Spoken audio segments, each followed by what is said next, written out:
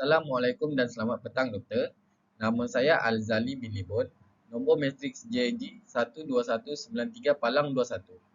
Pada hari ini, saya dan rakan-rakan saya akan membentangkan tentang tingkah laku tidak beretika dalam syarikat pemasaran dengan mengambil contoh kes skim Pak Man Telur. Tingkah laku ini biasanya bertujuan untuk mendapatkan keuntungan ataupun kelebihan secara tidak adil atau melalui cara-cara yang menyesatkan, menipu atau merugikan orang lain. Di Malaysia, skim Pak Man Telur merupakan contoh kes yang tidak asing lagi dalam sejarah penipuan wang negara pada penghujung tahun 1970-an yang wajar diambil sebagai kajian kes dalam memahami secara lebih mendalam tentang tingkah laku tidak beretika dalam pemasaran. Osman Hamzah atau dikenali sebagai Pak Man Telur yang berasal dari Taiping Perak merupakan penganjur kepada skim cepat kaya yang paling terkenal di Malaysia pada suatu ketika dahulu. Skim Pak Man Telur atau di bawah namanya Skim Pertama Berhad yang pernah mencetuskan polemik sebagai pengasas skim cepat kaya di Malaysia dapat memberi input tentang bagaimana strategi pemasaran yang tidak beretika dilaksanakan dan membantu pengkaji mencanangkan langkah penyelesaian kepada isu-isu seumpama ini daripada berlaku lagi. Seterusnya saya akan serahkan kepada rakan saya Encik Samsul. Terima kasih Doktor. Terima kasih kepada rakan saya Encik Zali.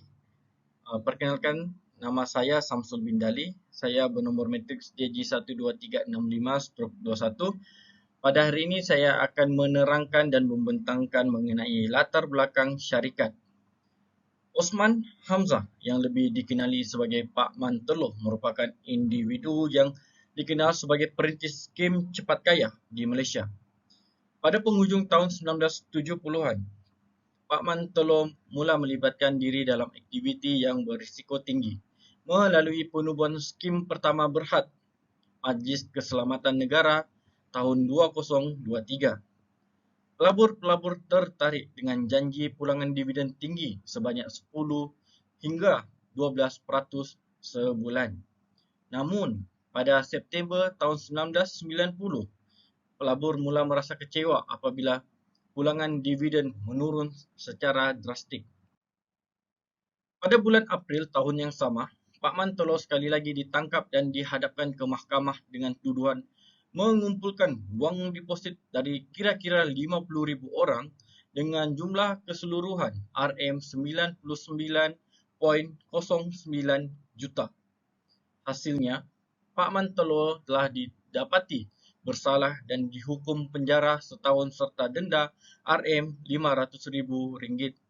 Kegagalan membayar denda membawa kepada hukuman tambahan penjara di penjara Taiping, diikuti Perintah Buang Daerah ke Kuala Berang, Terengganu, sebelum beliau meninggal pada 22 Disember 1997. Seterusnya saya akan meneruskan kepada rakan saya untuk meneruskan pembentangan beliau. Sekian, terima kasih. Terima kasih kepada rakan seperjuangan. Saya Michelle Michael, nombor kad matrik JG 11444 Palang 20 akan meneruskan pembentangan di bahagian cadangan penyelesaian.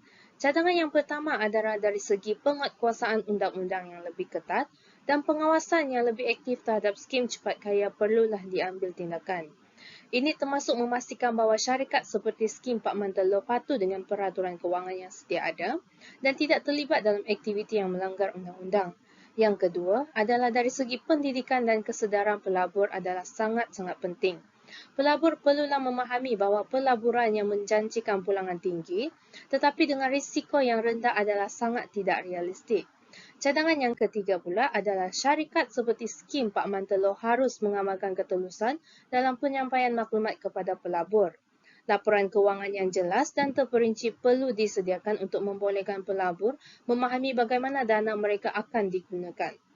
Seterusnya, pihak berkuasa kewangan perlu mengambil tanggungjawab untuk mengedarkan amaran awal kepada orang awam mengenai risiko pelaburan dalam skim cepat kaya. Cadangan yang terakhir, menyediakan sokongan kepada individu yang telah menjadi mangsa kepada skim cepat kaya.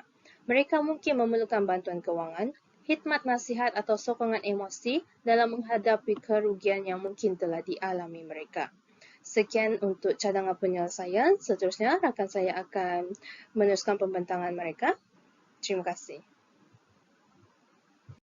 Baiklah, meneruskan pembentangan daripada rakan saya Nurul Asnim binti Muhammad Arif, nombor matriks JG11573 Palang 20 akan membentangkan mengenai justifikasi kaedah yang digunakan dalam pemasaran skim Pak Mantelo.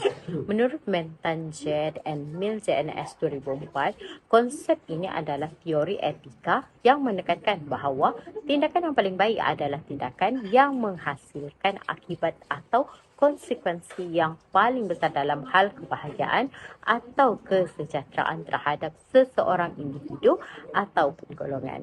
Strategi ini digunakan dalam pemasaran skim Pak Mantelo yang menawarkan pulangan tinggi dengan risiko yang rendah boleh dilihat sebagai usaha untuk memaksimalkan kebahagiaan pelanggan.